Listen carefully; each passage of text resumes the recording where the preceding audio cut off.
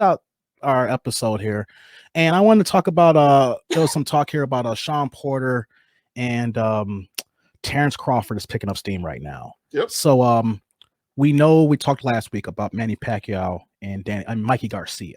That's looking like that's likely headed.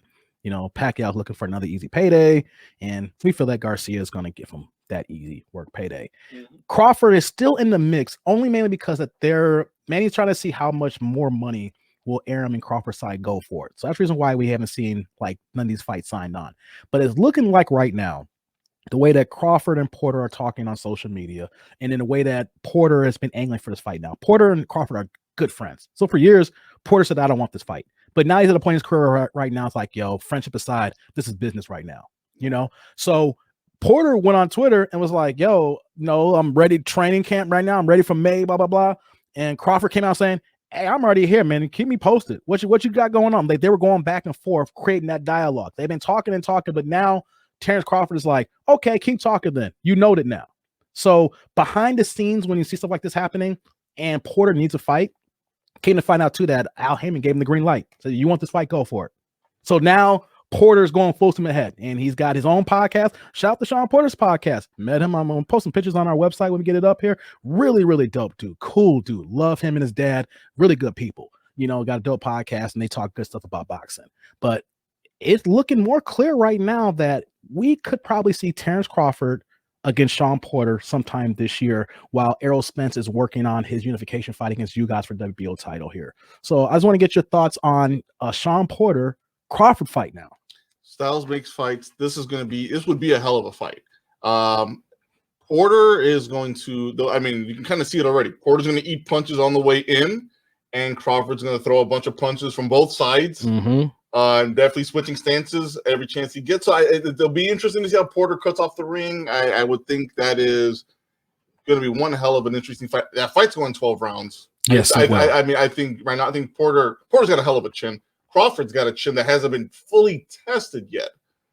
He's never been a guy this strong before. Like, for people who have issues with him in his welterweight career, because he hasn't fought anybody yet at welterweight, you can say, like, his best win is against freaking, what's his name, Kell Brook. Oh, my God, yeah. So, Bob Arum can't give him no fights at welterweight. So, this will be the determining factor where that, like, come out, Hagler and Sugar Ray Leonard. I was going to talk about that, but I didn't want to spill the beans by talking about this here. This is like the equivalent. You have two men in their prime, like in Spence and Crawford, and we want to see this fight bad, but, you got to get Porter here. And I see this will be the fight that will showcase Crawford's mettle here against a guy who's just going to be in his grill. He's going to be in the chest. He's just going to be hugging and roughing him, throwing elbows, and just, and even if he's eating punches, he's just going to be cutting off those angles, and then he's going to be smothering his punches. It's going to be all over him. Porter's going to give him the same fight that he gave Errol Spence. And it was such a close fight till Porter caught that one shot when he got knocked down. And even then about that knockdown, it's been such a close fight that Spence needed that knockdown. Yeah. So I'm seeing that this fight's going to be similar, and I'm curious how Crawford handles it, because he's never been in a fight like this before. Not this guy who's going to be that grizzly in his chin, Yeah, and God bless Porter, man. Not just what he does in the ring, but the broadcasting skills. I love him. I love him on the mic. He does great. Yeah. But I what I love about Porter, though, he's still hungry. Yeah, man. Rematch with Spence. Yeah, he knows he wants it. He wants it because he still feels, I think, if it wasn't for that knockdown, that there was a chance. There was. Yeah, that's a 10-8 round, and who's to say what happens if he does not get knocked down and he wins that round, and then depending on how it goes in that 12th round as well, because it changes the whole trajectory of that fight and how those two fighters are. I think we have an immediate rematch if Porter wins that fight. Exactly. But of course Spence wins. He's on the bigger and better things. How that works out, basically. So I like Porter's attitude, basically. Some of the same advice I would give for Wilder. Like, if you want that rematch, force your way to that rematch. And Porter's doing that. He's basically saying, what can I do to force that rematch to happen? Okay, let me take out the guy that you are refusing to fight. Well, you guys are jockeying for more money, so you guys are not giving the people what they want right now. You guys are not wanting to fight each other for whatever the reason is. And I'm a dollar fighter, but I'm not going to command as much as Errol Spence here. So hey, give me $3 million and see if we can get this thing going. Exactly. Here. I got my money and stuff like that. Right now, I'm working about my legacy right now. And my legacy involves having to beat you. So let me beat this guy that you won't fight, but I will beat. Once I beat him, I'll fight you next. If Porter beats him and gets to be a belt, he's automatically gonna get that rematch with Spence, because then you have it in all PBC unification fight.